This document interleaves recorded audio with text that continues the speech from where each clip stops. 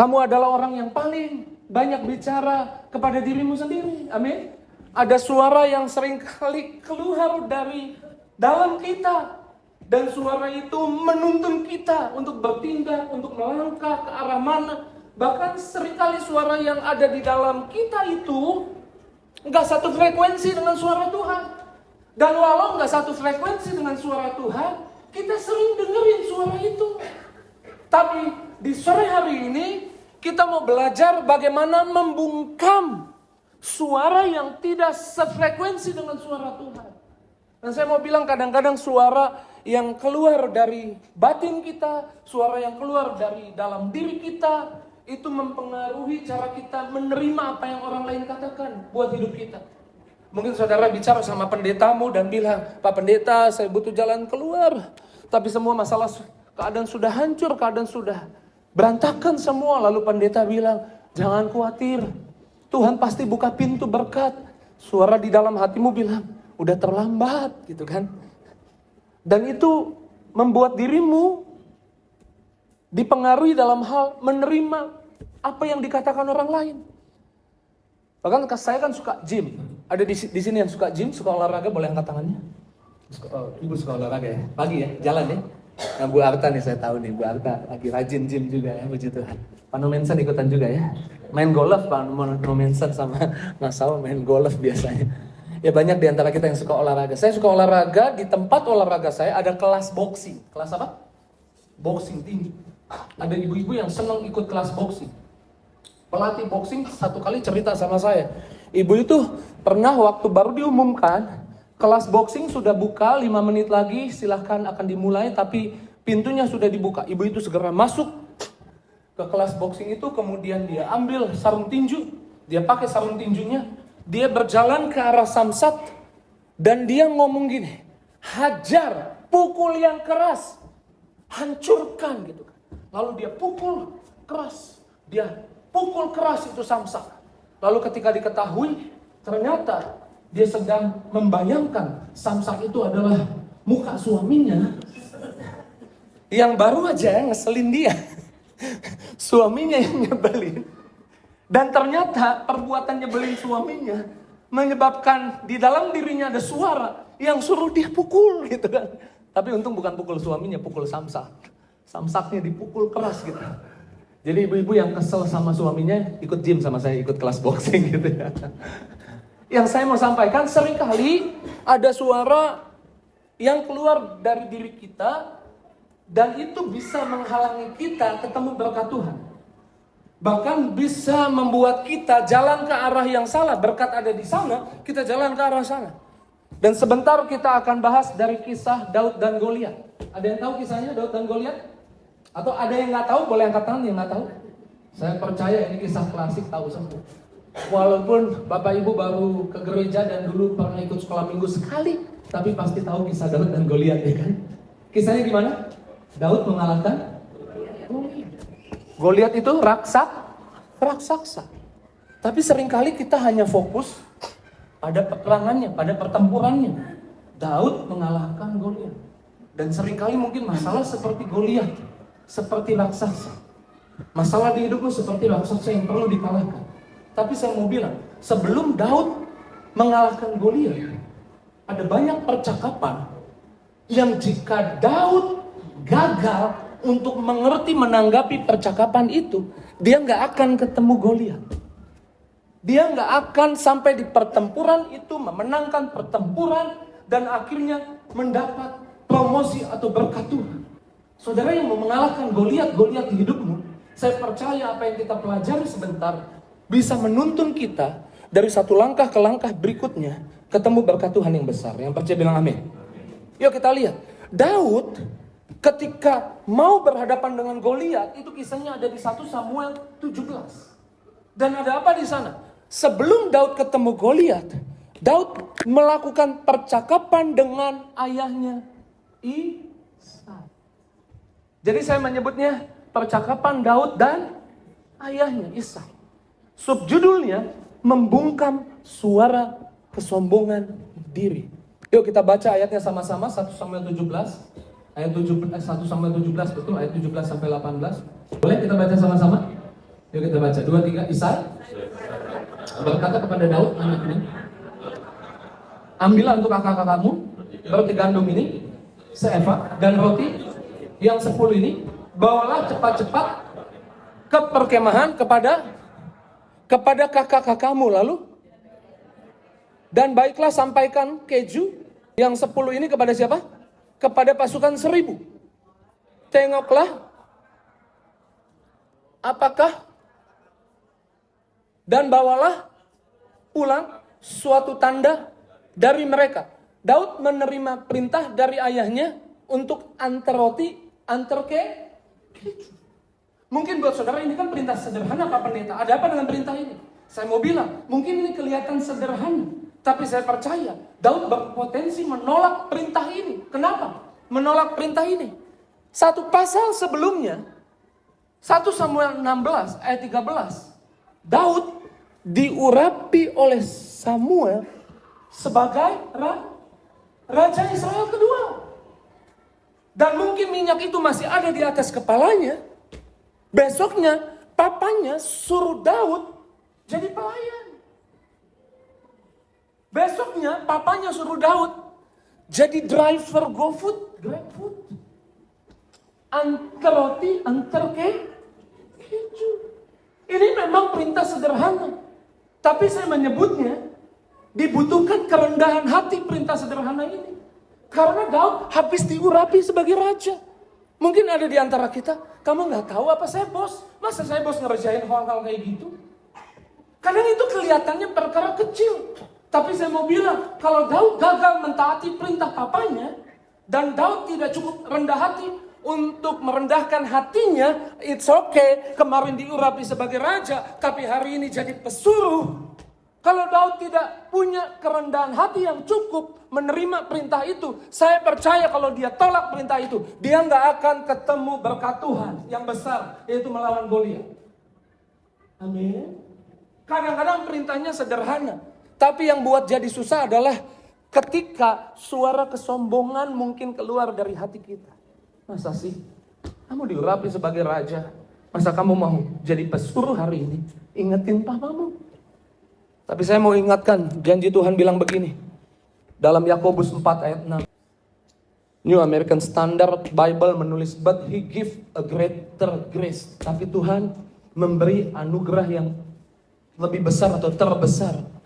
Therefore it say, itu karenanya dikatakan, Tuhan membenci orang sombong. Sama-sama bilang Tuhan membenci orang sombong.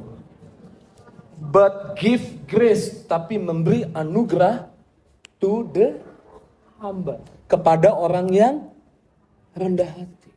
Percakapan pertama antara Daud dan ayahnya adalah percakapan untuk Daud melakukan hal yang mungkin kelihatan remeh. Kadang-kadang kelihatannya remeh sama kita. Kadang-kadang kita menganggap itu hal kecil. Orang lain saja yang lakukan itu. Kalau Daud gagal untuk menerima perintah itu, Daud akan gagal ketemu berkat yang besar.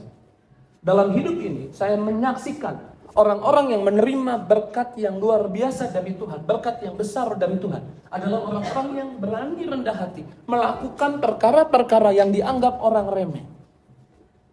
Saya punya teman namanya Pak Yosep, gak apa-apa sebut aja namanya, karena saya udah izin kesaksian ini. Pak Yosep satu kali dipanggil enci-enci gitu. Dia bilang, enci-enci yang panggil gua katanya. Enci-enci panggil dia dan bilang, Sep, coba lu cek rumah gua. Itu rumah 2 tingkat, mau direnovasi. Coba apa aja yang harus diperbaiki, apa aja yang rusak. Lu liatin, lu catat semuanya detail, jangan ada yang kelewat ya. Lu catat semua apa yang harus diperbaiki.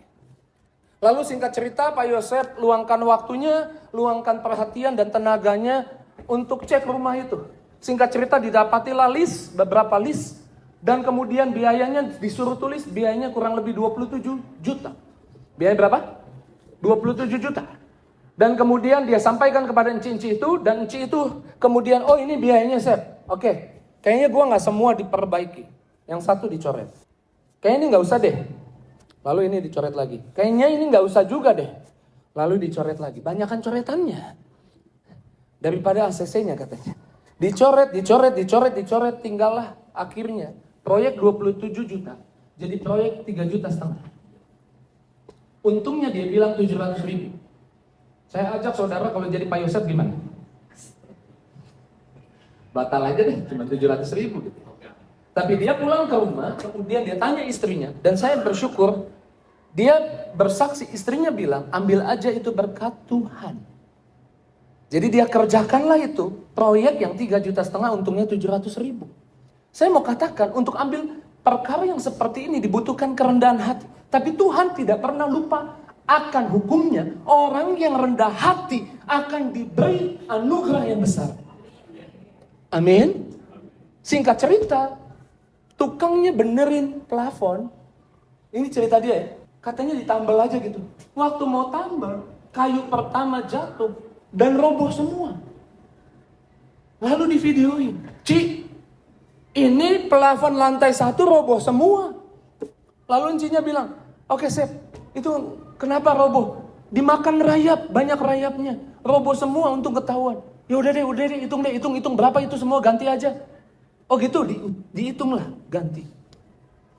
Lalu encinya bilang gini, Sep, sekalian cek lantai 2. Ini menurut Pak Yosef, lantai 2 sih sebetulnya masih bisa dipertahankan.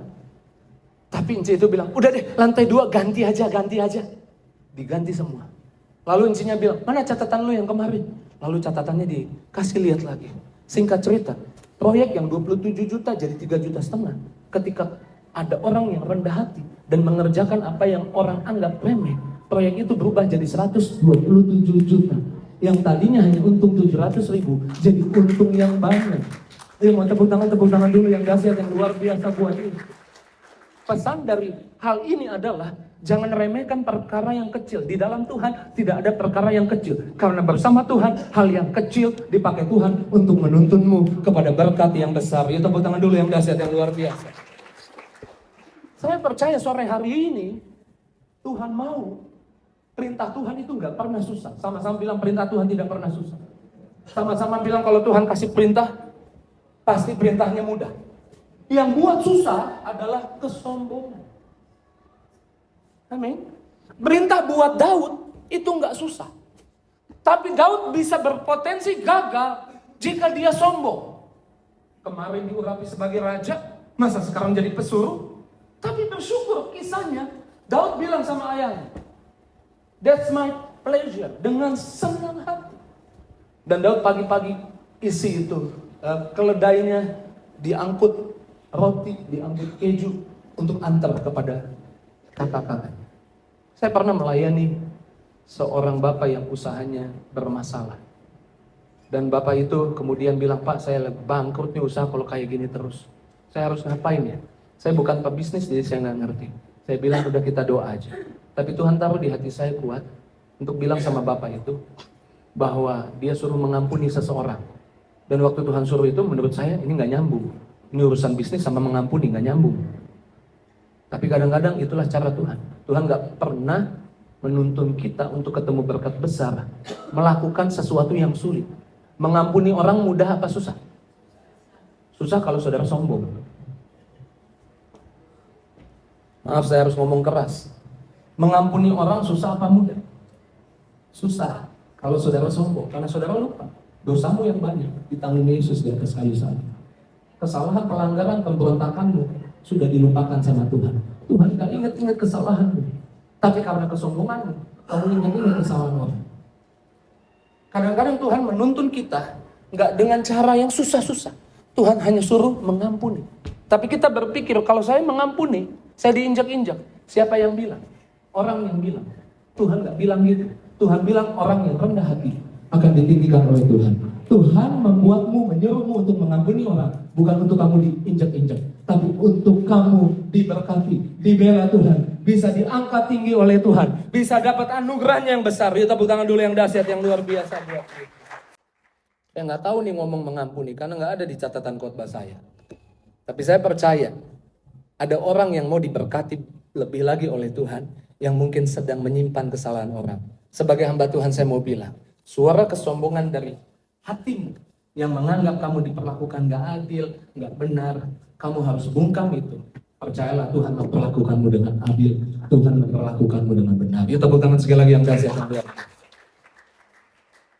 Kalau Daud ikuti kesombongan hatinya, saya percaya kalau Daud salah merespon, saya percaya Daud tidak akan ketemu Goliat. Kita kadang-kadang kisah Daud, kita sibuk dengan pertempuran Daud dan Goliat. Padahal kemenangannya tidak dimulai dari situ. Dari sebuah percakapan di awal. Kalau Daud gagal memahami percakapan dengan ayahnya, dia gagal ketemu berkat Tuhan yang besar. Lalu Daud antar rotinya sampai di depan medan peperangan. Waktu sampai di depan medan peperangan, keluarlah Goliat. Dan Goliat keluar, kemudian Goliat menakut-nakuti orang Israel. Goliat tinggi besar, kemudian meneriaki orang Israel, mengejek orang Israel. Jadi jangan heran kalau musuh seringkali ngejek kita. Iblis pakai orang untuk ngejek kita. Musuh kerjaannya memang ngejek. Lalu ada percakapan berikutnya, saya menyebutnya percakapan Daud dengan prajurit. Tentara Israel yang lain yang di depan medan peperangan. Saya menulis di sana membungkam suara keraguan diri. Yuk kita lihat kisahnya. Karena di 1 Samuel 17 ayat 22, yuk kita baca sama-sama. Siap baca? Kalau sudah siap kita baca 2-3. Lalu Daud menurunkan barang-barangnya dan meninggalkannya. Berlari-larilah Daud ke tempat.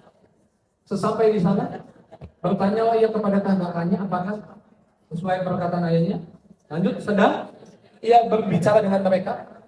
Tampillah maju, namanya orang Filistin dari Gat, dari barisan orang Filistin, mengucapkan kata-kata yang tadi juga, yang menghina, yang mengancam, yang mengejek. Dan Daud mendengarnya. Perhatikan, Daud dan tentara Israel, prajurit yang lain, melihat yang sama. Lihat siapa? Lihat raksasa, lihat Goliat. Dan mendengar suara yang sama. Mendengar perkataan yang sama. Tapi Daud merespon beda. Saya ulang, tapi Daud merespon beda. Apa responnya? Yuk kita baca. 1 Samuel 17 ayat 26. Lalu berkatalah Daud kepada orang-orang yang berdiri di dekatnya, apakah yang akan dilakukan kepada orang yang mengalahkan orang Filistin itu dan yang menghindarkan cemooh dari Israel? Daud bilang begini, apa yang aku dapat hadiah apa kalau dia aku kalahkan? Daud responnya beda. Saya mau bilang, orang-orang yang punya hubungan sama Tuhan, Daud menghabiskan waktunya jaga 2-3 ekor kambing domba, seringkali sambil main kecapi dan memuji Tuhan. Daud punya waktu banyak dengan Tuhan. Sehingga Daud mengenal siapa Tuhannya, dan orang yang mengenal siapa Tuhannya, mengenal siapa dirinya di dalam Tuhan. Tapi tentara Israel yang lain mungkin sibuk melihat Goliat, helmnya bagus, lembingnya ngeri, tombaknya mengerikan. Daud punya hubungan dengan Tuhan. Saya mau bilang orang yang punya hubungan dengan Tuhan, dia bisa melihat kemenangan sebelum pertempuran terjadi. Amin. Yesus satu kali tanya gini, menurut kalian aku siapa? Kepada murid-muridnya. Ada yang bilang kamu Elia, ada yang bilang kamu guru.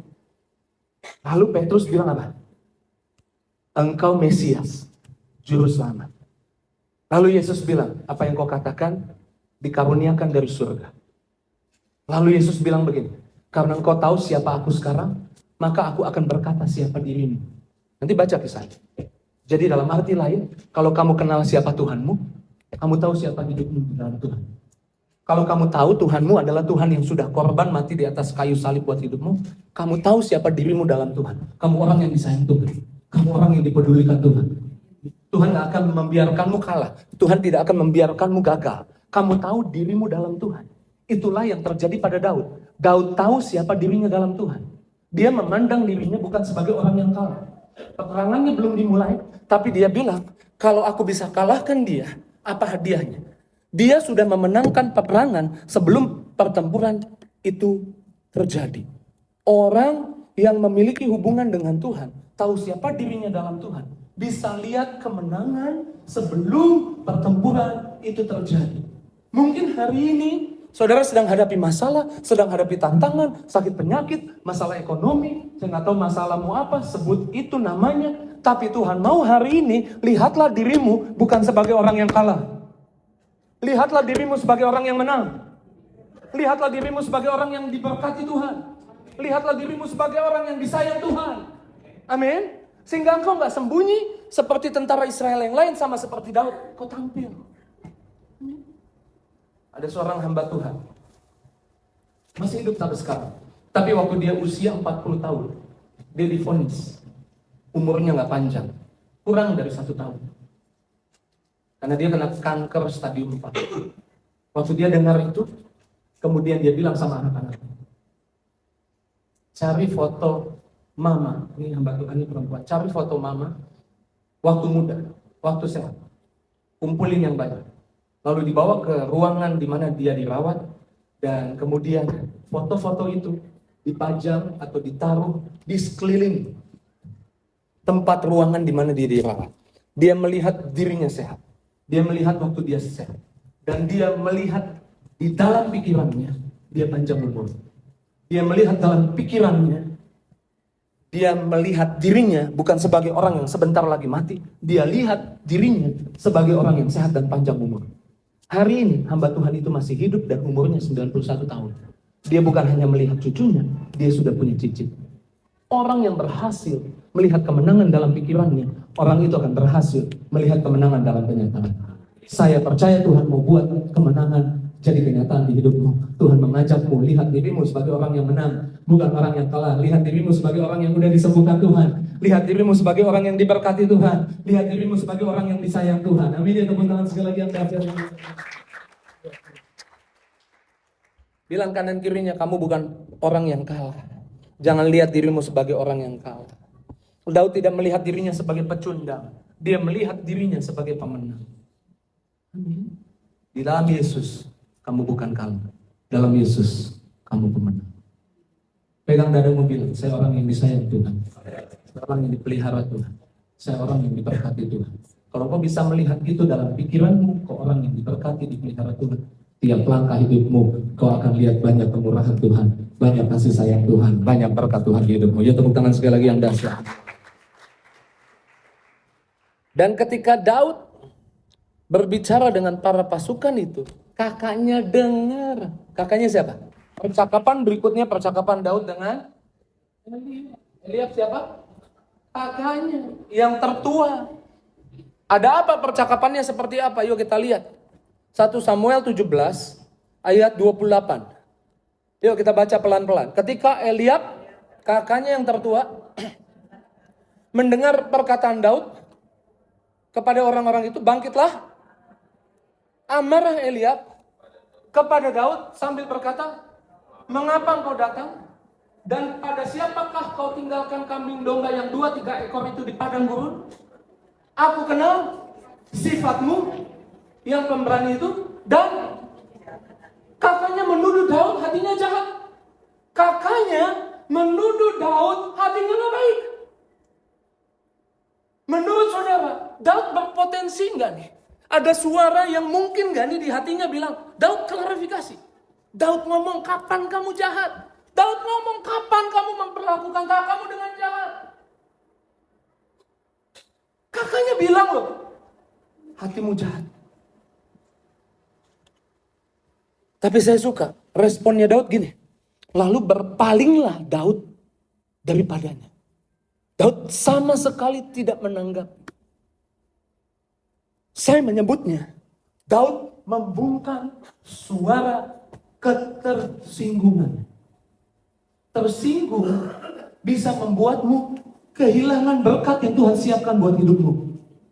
Kalau Daud tersinggung dan Daud konfrontasi kakaknya, saya percaya itu membuat Daud kehilangan Goliat. Kehilangan berkat yang Tuhan siapkan buatnya. Pak, Bu, anak muda, dengar baik. Jangan mudah tersinggung. Tersinggung membuatmu tidak sampai pada panggilan Tuhan, yaitu Tuhan memberkatimu, mempromosimu. Amin. Dan sangat besar kemungkinan kalau Daud tersinggung, Daud melakukan peperangan yang gak perlu dia lakukan. Karena musuhnya bukan kakaknya, musuhnya adalah Goliat. Kadang-kadang mungkin orang kasih kabar sama kita, tahu nggak, orang itu ngomongin itu. Dia udah ngomongin ke banyak orang. Siapa aja? Si A, si B, si C, si D, si E, si F, si G. Oh, pokoknya dikasih tahu semua. Sebentar, gue telepon dulu si A. Klarifikasi. Buang-buang waktu. Padahal Tuhan punya berkat yang lebih dahsyat lagi ketika engkau gunakan waktumu untuk memuji Tuhan, untuk menyembah Tuhan, untuk memuliakan nama Tuhan. Kalau engkau mengikuti suara di hatimu yang keluar, yang gak sefrekuensi sama Tuhan, saya mau bilang, itu yang menyebabkanmu, bukan Tuhan tahan berkat, bukan Tuhan coba ambil berkatmu, itu yang membuatmu salah arah. Pegang dadamu, bilang, saya gak mudah tersinggung. Amin. Ada dua kata. Ketika engkau mungkin disalah mengerti, diomongin jelek sama orang, gak perlu konfrontasi. Gunakan waktu yang ada untuk lakukan hal-hal yang lebih penting. Gak perlu lakukan peperangan yang saya bilang, gak perlu kamu lakukan. Karena Daud juga gak melakukan. Daud bilang gini, mau konfrontasi, ada godaan gitu kan. Mau klarifikasi, siapa bilang hatiku jahat? Kalau Daud mau bilang hatiku jahat, Daud akan ingetin kisah di pasal sebelumnya, 1 Samuel 16. Tahu kisahnya? Samuel datang ke kota Isai. Lalu Isai diundang, seluruh anak-anaknya bawa. Akan ada upacara pengorbanan, akan ada pemilihan raja kedua Israel, akan diurapi. Dan kemudian Isai bawa semua anaknya, kecuali Daud nggak dibawa. Dan siapa yang tampil pertama? Ditunjukkan oleh oleh Isai kepada Samuel. Samuel bilang, mana anakmu? Kasih lihat sini, suruh lewat. Apa kata Tuhan tentang dia? Waktu dia lewat, saudara ingat kisahnya? Waktu dia lewat, Tuhan bilang apa? Apa yang dilihat manusia, bukan yang dilihat Tuhan. Manusia melihat rupa, Tuhan melihat yang jahat hatinya, bukan Daud. Itu Tuhan yang bilang. Lihat bermasalah dengan hatinya, tapi dia menuduh orang lain. Dan kemudian anak kedua ditampilkan. Tuhan bilang bukan juga. Anak ketiga ditampilkan, bukan juga. Sampai ke-7, bukan semua. Samuel bingung. Ini udah semua, tapi nggak ada. Sehingga Samuel tanya sama Isai, cuman segini anakmu, nggak ada lagi. Lalu Isai bilang, ada sih, tapi nggak masuk hitungan. Sorry apa? Pendidikannya rendah. Dia putus sekolah. Dia nakal. Ya memang sih dia sekarang rajin gereja. Ya dia nggak masuk hitungan. Sorry. Maksudnya gimana? Ya dia masih kecil. Gak pernah belajar perang. Gak punya pengalaman. Masa saya tampilkan? Gak mungkin jadi bos. Gak mungkin jadi pimpinan. Gak mungkin jadi raja. Saya mau bilang. Saya emes, saya kagum sama perbuatan Tuhan kepada orang-orang yang direndahkan. Mungkin. Oleh dunia ini. Saya beberapa kali duduk makan bareng sama orang kaya, bos besar. Lalu karena satu angkatan saya tanya, Pak, dulu sekolah di mana? Kuliahnya di mana ya? Kan di Jakarta juga ya. Pak Mario minta maaf. Saya dulu gak punya uang buat sekolah. Jadi saya SMA aja enggak, apalagi kuliah. Aduh saya malu banget, padahal bos besar. Kadang-kadang kita hanya melihat, kita hanya berpikir dengan cara berpikir kita. Tapi Tuhan bisa mempromosi orang yang dekat sama Tuhan. Daud dekat sama Tuhan. Dan tahukah Samuel bilang apa? Kepada kakak-kakaknya dan Isai, ayahnya. Samuel bilang begini, kita tidak akan duduk sampai dijemput Daud dan dibawa kemari. Mungkin Eliab dan kakak-kakaknya bilang, serius nih, kita berdiri terus kita nggak akan duduk dan makan sampai Daud datang. Mungkin kan Eliab udah sebel banget sama Daud. Aduh lama lagi nih anak nih, lelet jalannya. Pegal nggak lu? Pegal ya, duduk. Nggak boleh duduk, Nabi yang bilang ya kan? Nggak duduk. Tahu waktu Daud datang, Alkitab bilang, maka Daud diurapi di depan mata ayahnya dan kakak-kakaknya yang meremehkan dia, yang menganggap dia tidak masuk itu.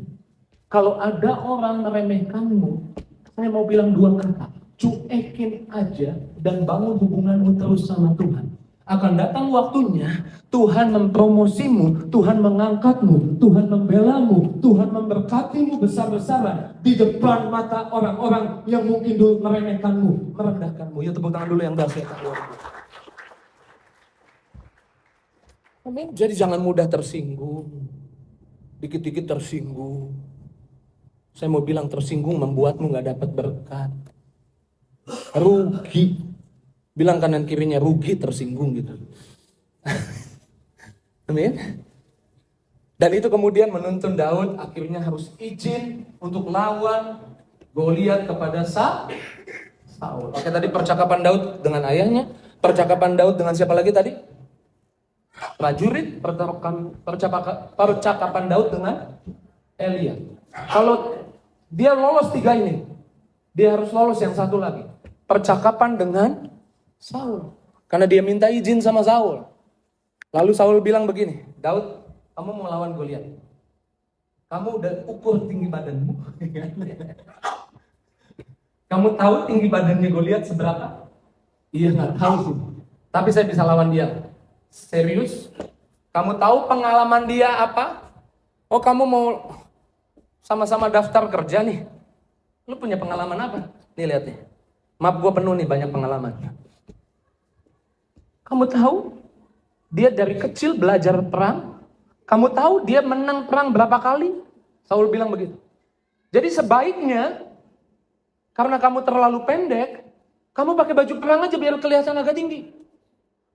Nah seringkali ada suara dalam diri kita yang keluar, yang bilang gini, andai saya jadi dia ya, andai saya jadi dia ya.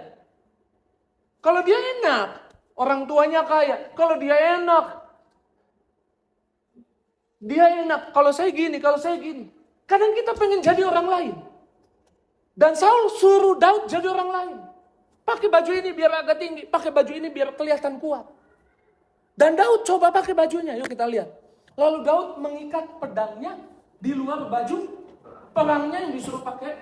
Kemudian berikhtiar, berusaha untuk berjalan sebab belum pernah dicobanya. Maka berkatalah Daud kepada Saul, apa katanya? Aku tidak dapat berjalan dengan kaki ini. Selama saudara berusaha ingin jadi orang lain, saya mau bilang kamu diam di tempat, kamu gak akan kemana-mana. Hati-hati, ada suara di hatimu yang gak satu frekuensi dengan Tuhan. Daud bilang begini, ini bukan aku jadi orang lain. Ditanggalin itu. Kemudian dia menanggalkannya. Ayat 40 kemudian dia ngapain? Dia ambil tongkat di tangannya. Daud bilang gini, aku punya senjata sendiri kok. Lalu dipilihnya dari dasar sungai. Aku punya pelurunya sendiri kok. Saya menyimpulkan ini. Kamu tidak dapat meraih senjatamu, potensimu sampai kamu berhenti coba jadi orang lain. Saya dulu gitu. Saya pengen jadi kayak pendeta itu. Pendeta ini. Tapi hari ini saya tahu. Versi terbaik hidup saya bukan jadi pendeta ini, pendeta itu. Versi terbaik hidup saya jadi pendeta Mario Marcelo. Dan saya percaya setiap orang yang sedang duduk di hadapan saya, saudara adalah versi terbaik yang Tuhan punya buat hidupmu. Kamu adalah versi terbaik di hidupmu. Ya tepuk tangan dulu yang dahsyat yang luar biasa. Selama kamu mau jadi orang lain, membuat potensimu tertahan. Waktu saya mau coba sama seperti orang lain, kok saya nggak bisa ya. Tapi waktu saya jadi diri sendiri, saya bisa khotbah seperti yang saya lakukan hari ini. Versi saya yang terbaik adalah versinya pendeta Mario Marcelo. Dan waktu saudara berhenti ingin jadi orang lain, talenta yang Tuhan taruh di hidupmu, potensi yang Tuhan taruh di hidupmu akan meledak di hidupmu. Dan itu akan menuntunmu ketemu Goliat, ketemu peperangan yang penting. Dan memperoleh promosi, memperoleh berkat Tuhan. Amin. Sama-sama bilang di depan sana. Ada kebaikan Tuhan. Ada berkat Tuhan. Tuhan sedang menuntun saya. Itu pertama sekali lagi yang biasa. Puji Tuhan, udah 4, satu lagi. 5 batu licin, angkanya 5, jadi 1 lagi percakapan. Lalu inilah yang terakhir. Pemusik boleh siap-siap. Percakapan Daud dengan Goliat ya, bukan gorila ya. Oke. Percakapan Daud dengan Goliat. Oke, kita lihat percakapannya apa. 1 Samuel 17 ayat 45. Karena gini loh, Daud kan bawa batu, lalu Goliat bilang gini, kamu datangi aku dengan batu, umban, emangnya aku anjing, mau dilempar pakai batu. Lalu Daud bilang begini, Daud menjawab, ada percakapan ya, yuk kita baca sama-sama. Tetapi Daud berkata kepada Goliat, ya itu orang Filistin itu adalah Goliat, apa katanya? Engkau mendatangi aku dengan pedang, dan tombak dan lembing. Baca yang keras sama-sama. Tetapi aku mendatangi engkau dengan nama Tuhan semesta alam, Allah segala barisan Israel yang kau tantang itu. Daud bukan hanya bawa batu dan melempar batu, Daud bawa nama Tuhan dan melempar nama Tuhan. Itu yang membuat Daud mengalami kemenangan. Berhenti mengikuti suara di hatimu ketika ada masalah. Kamu diingatkan satu nama temanmu yang punya jabatan, satu nama keluargamu yang kaya, yang bisa tolong, yang bisa bantu. Saya mau bilang, mulai hari ini bungkam semua suara batin yang mendorongmu mengandalkan nama lain. Andalkan satu nama yang penuh kuasa, andalkan nama Yesus. Kalau karena engkau mengandalkan nama Yesus, Tuhan memerintahkan orang kaya, orang yang punya jabatan datang menolongmu, itu cerita yang lain. Tapi biarlah di hatimu hanya ada satu nama. Nama siapa? Nama Yesus. Karena Yesus telah merendahkan dirinya begitu rupa, jadi sama seperti kita, menebus setiap kita, sehingga kepadanya dikaruniakan nama di atas segala nama, nama yang penuh kuasa. Daud bukan hanya melempar batunya, bukan hanya punya batu, tapi Daud menyertakan nama Tuhan pada batu itu dan membuat Goliat jatuh. Mungkin kau punya bisnis, punya usaha yang kau andalkan, punya senjata di tanganmu. Saya mau bilang, bisnismu tanpa nama Tuhan sia-sia. Pekerjaanmu tanpa nama Tuhan sia-sia. Anak muda, sekolahmu, kuliahmu tanpa nama Tuhan sia-sia. Taruh nama Yesus di sana. Maka di tengah kuliahmu, di tengah bisnismu, di tengah rumah tanggamu, boleh ada masalah seperti raksasa. Tapi kalau kita bawa nama Tuhan, kita percaya kita akan mengalahkan raksasa itu. Ya, tepuk tangan dulu yang dahsyat.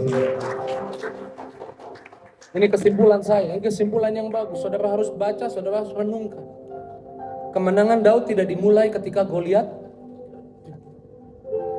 tetapi ketika Daud menolak suara-suara lain dan memilih mendengar suara yang satu frekuensi dengan Tuhan. Menolak suara kesombongan, menolak suara keraguan diri, menolak suara ketersinggungan, menolak suara banding-bandingkan dengan orang lain, menolak suara untuk andalkan nama yang punya jabatan, nama yang punya uang, tapi hanya andalkan nama. Saya percaya khotbah ini bukan kebetulan, tapi khotbah ini adalah tuntunan Tuhan. Karena bulan ini Tuhan punya berkat buat hidupmu, Tuhan punya kebaikan buat hidupmu. Dan kadang-kadang suara hati kita masuk logika, masuk akal. Tapi saya mau bilang, Tuhanmu melampaui akalmu. Jadi saya mau bilang, taat saja. Sama-sama bilang taat saja. Sama-sama bilang jangan sombong. Sama-sama bilang jangan ragu. Sama-sama bilang jangan gampang tersinggung. Sama-sama bilang jangan banding-bandingkan diri. Sama-sama bilang jangan andalkan nama lain selain nama Yesus. Yang diberkati, saya mau lihat tangan-tangannya. Lambaikan tinggi tangannya. Kita nyanyi pujian ini. Ku tak menyerah, walau kadang ku tak mengerti. Walau kadang ku tak mengerti, tetap berserah, keyakinan di dalam hati. Tetap berserah, keyakinan di dalam hati. Sambil angkat tanganmu, katakan rencana terbaik, rencana yang terbaik. Semuanya datang darimu, semuanya datang darimu. Karena tanganmu memurnikanku, ku tetapkan